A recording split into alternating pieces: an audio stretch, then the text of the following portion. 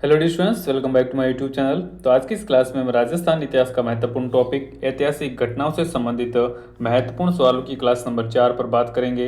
इससे पहले हमने राजस्थान की ऐतिहासिक घटनाओं से संबंधित महत्वपूर्ण सवालों की 3 क्लासें हमने कवर की है। आज की अपनी क्लास नंबर 4 है। तो आज की इस क्लास में हम राजस्थान की ऐतिहासिक घटनाओं से संबंधित महत्वपूर्ण सवाल देखेंगे।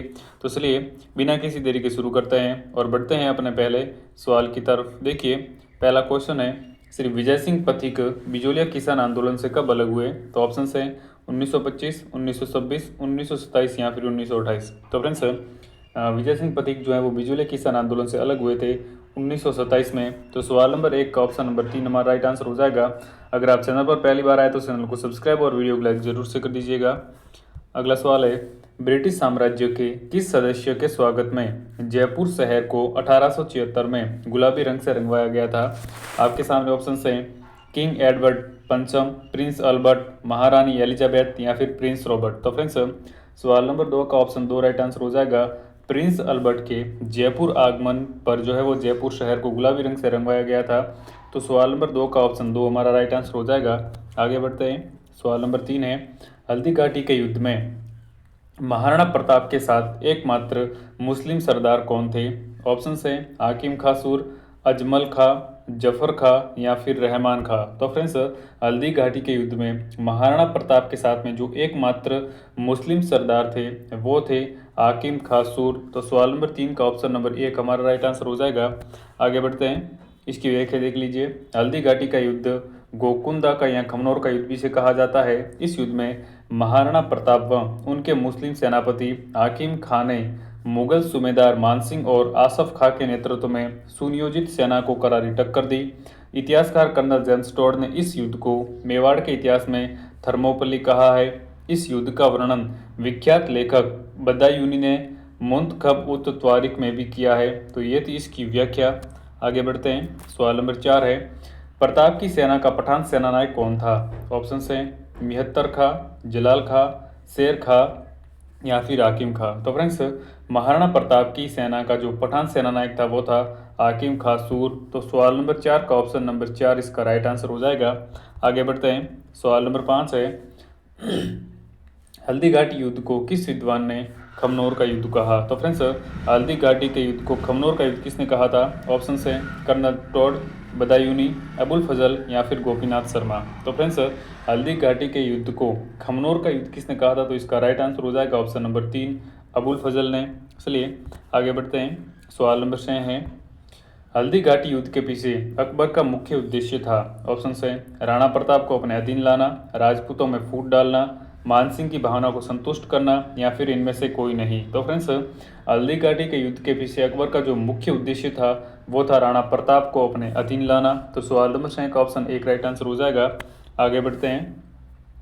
हल्दी घाटी के युद्ध में मुगलों और महाराणा की सैनिकों के साथ दो पक्षों में जिन हाथियों ने बहुत वीरता दिखाई उनके नाम थे। ऑप्शन है चेतक, गजाला, नील या फिर गजसिंह, लूणा, रामप्रसाद, गजमुक्त और गजराज। तो फ्रेंड्स, हल्दी घाटी के युद्ध में जिन हाथियों ने अपनी महत्वपूर्ण भूमिका निभाई वो थे लूणा, रामप्रसाद, गजमुक्त और गजराज। ये सभी हल्दी घाटी के युद्ध में शामिल होने वाले हाथी थे। तो सवाल नंबर 7 का ऑप्शन 2 राइट आंसर हो जाएगा। नेक्स्ट है, निम्नलिखित में से किस स्थान को हल्दी घाटी युद्ध के पश्चात महाराणा प्रताप ने अपनी राजधानी बनाया? ऑप्शन है चावंड, कोल्यारी, गोकुंदा या फिर कुंभलगढ़। तो फ्रेंड्स, हल्दी घाटी के युद्ध के बाद में महाराणा प्रताप ने जो है वो चावंड को अपनी राजधानी बनाया था 1585 में। तो सवाल नंबर 8 का ऑप्शन नंबर 1 हमारा राइट आंसर हो जाएगा। आगे बढ़ते हैं। सवाल नंबर 9 है, औरंगजेब की मृत्यु तक अपने को स्वतंत्र करने का प्रयास करने वाला राजपूत राज्य था? ऑप्शन है मेवाड़, पथेरी ग्राम, जमेलो ग्राम या फिर मारवाड़। तो फ्रेंड्स, औरंगजेब की मृत्यु तक अपने को स्वतंत्र करने का प्रयास करने वाला जो राजपूत राज्य था वो था मारवाड़। तो सवाल नंबर 9 का ऑप्शन 4 राइट आंसर हो जाएगा। नेक्स्ट है, जैसलमेर में 1550 में वहाँ के शासक लूणकरण के समय अर्धशाका हुआ क्योंकि इसमें केसरिया तो हुआ किंतु जौहर नहीं हुआ, जौहर तो हुआ किंतु केसरिया नहीं हुआ या फिर केसरिया भी हुआ और जौहर भी हुआ। ऑप्शन 4 है केसरिया भी नहीं हुआ और जौहर भी नहीं हुआ। फ्रेंड्स, जैसलमेर में 1550 में लूणकरण के समय वहाँ पर अर्धशाका हुआ था क्योंकि इसमें जो है फ्रेंड्स केसरिया तो हुआ था लेकिन जौहर नहीं हुआ था। तो सवाल नंबर 10 का ऑप्शन नंबर 1 राइट आंसर हो जाएगा। नेक्स्ट है, दोराई का युद्ध किस किस के मध्य हुआ? ऑप्शन से अकबर और रहमू, बाबर और राणा सांगा, शेरशाह और हुमायूं, या फिर औरंगजेब और दारा। तो फ्रेंड्स दोराई का जो युद्ध हुआ था ये औरंगजेब और दारा के मध्य हुआ था। तो सवाल नंबर 11 का ऑप्शन 4 राइट आंसर हो जाएगा। आगे बढ़ते हैं। अकबर द्वारा महाराणा प्रताप से मैत्री स्थापित करने के लिए गठित तृतीय शिष्टमंडल का नेतृत्व किसने किया? ऑप्शन है मान सिंह, जलाल खां, टोडरमल, या फिर भगवंत दास। तो फ्रेंड्स अकबर द्वारा महाराणा प्रताप से मैत्री स्थापित करने के लिए जो तीसरा शिष्टमंडल गठित किया गया था इसका नेतृत्व करने वाला भगवंत दास था। तो सवाल नंबर 12 का ऑप्शन 4 हमारा राइट आंसर हो जाएगा। आगे बढ़ते हैं। सवाल नंबर 13 है, 1191 के तराइन के युद्ध में किस चौहान राजा ने आक्रमणकारी मोहम्मद गौरी से युद्ध लड़ा? ऑप्शन है पृथ्वीराज प्रथम, बिसल देव, पृथ्वीराज द्वितीय, या फिर पृथ्वीराज तृतीय। तो फ्रेंड्स तराइन का प्रथम और दूसरा युद्ध जो है मोहम्मद गौरी और किन किन के मध्य हुआ था? तो सवाल नंबर 13 का ऑप्शन नंबर 4 हमारा राइट आंसर हो जाएगा। तराइन का प्रथम और दूसरा युद्ध जो है वो 1191 के मध्य लड़े गए थे। ये दोनों युद्ध पृथ्वीराज तृतीय और मोहम्मद गौरी के बीच में लड़े गए थे। तो सवाल नंबर 13 का ऑप्शन 4 राइट आंसर हो जाएगा। नेक्स्ट है, कानड़ देव कहाँ का शासक था? ऑप्शन है मेवाड़, रणथंबोर, जालोर, या फिर शांबर। तो फ्रेंड्स कानड़ देव जो है वो जालोर का शासक था। तो सवाल नंबर 14 का ऑप्शन नंबर 3 राइट आंसर हो जाएगा। आगे बढ़ते हैं। सवाल नंबर 15 है, अकबर द्वारा राजपूत राजाओं का ऐतिहासिक दरबार का आयोजन नागौर में किस वर्ष किया गया? ऑप्शन है 1569, 1570, 1572, या फिर 1575। तो फ्रेंड्स अकबर के द्वारा राजपूत राजाओं का ऐतिहासिक दरबार का आयोजन नागौर में 1570 में किया गया था। तो सवाल नंबर 15 का ऑप्शन 2 राइट आंसर हो जाएगा। आगे बढ़ते हैं। सवाल नंबर 16 है, बीकानेर का कौन सा शासक अकबर और जहांगीर दोनों की सेवा में रहा?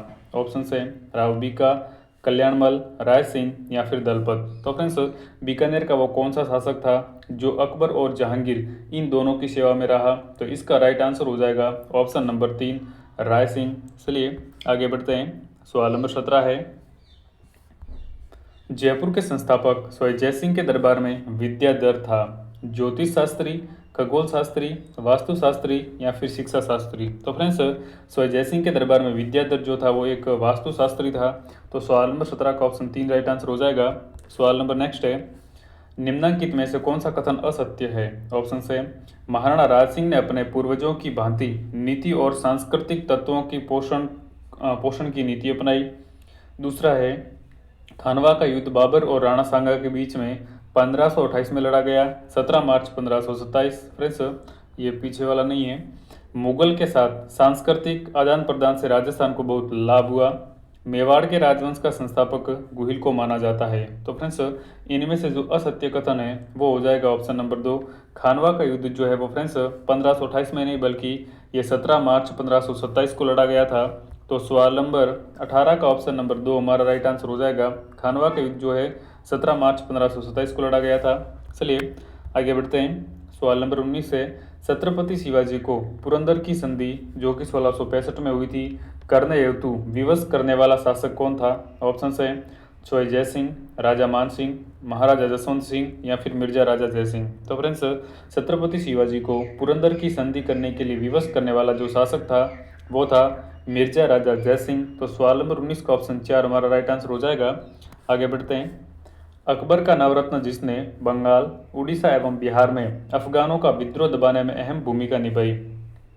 ऑप्शन है राजा जय सिंह, राजा मान सिंह, राजा राम सिंह, या फिर राजा माधो सिंह। तो फ्रेंड्स अकबर का वो नवरत्न कौन था जिसने बंगाल, उड़ीसा एवं बिहार में अफगानों का विद्रोह दबाने में अकबर का जो साथ दिया था? तो सवाल नंबर 20 का ऑप्शन 2 हमारा राइट आंसर हो जाएगा।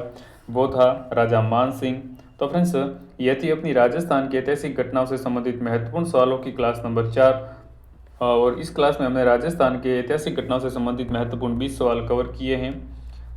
अगर आपको वीडियो पसंद आए तो वीडियो को लाइक, शेयर और चैनल को सब्सक्राइब जरूर कर दीजिएगा। धन्यवाद।